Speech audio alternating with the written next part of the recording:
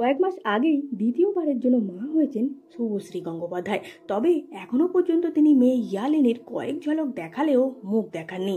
তবে ছেলে ইউভানের নানা ভিডিও ও ছবি মাঝে মধ্যেই সোশ্যাল মিডিয়ায় পোস্ট করে থাকেন অভিনেত্রী। কিছুদিন আগেই শুভশ্রী ইউভানের একটি ভিডিও শেয়ার করেন, যেখানে তাকে তেরি বাতোं में ऐसा उलझा दिया টাইটেল ট্র্যাক গাইতে শোনা গেছিল। এছাড়াও ইউভান পুজোর সময় আয়রে ছুটে আয় পুজোর গন্ধ এসেছে এই গানটি গেয়েও নেটিজেনদের প্রচুর প্রশংসা পেয়েছেন।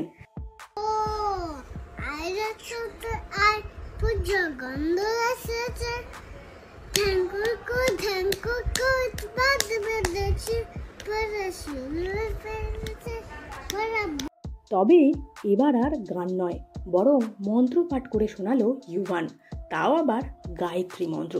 ভিডিওতে দেখা যাচ্ছে ইউভান একটি টেডি নিয়ে খেলতে খেলতে আধো আধো ভাষায় মন্ত্র পাঠ করছে।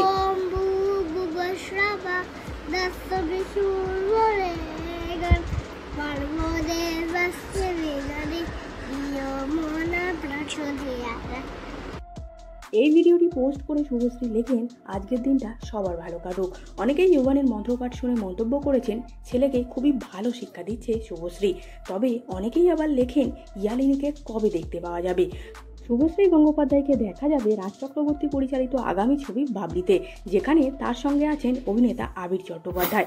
বুদ্ধদেব গুহর উপন্যাস অবলম্বনে তৈরি হয়েছে এই ছবিটি। জানা গেছে আগামী আগস্ট মাসে আসতে চলেছে এই ছবিটি। এছাড়াও রাজ চক্রবর্তী পরিচালিত আরও একটি ছবিতে উকিলের চরিত্রে দেখা যাবে শুভশ্রী গাঙ্গুলিকে।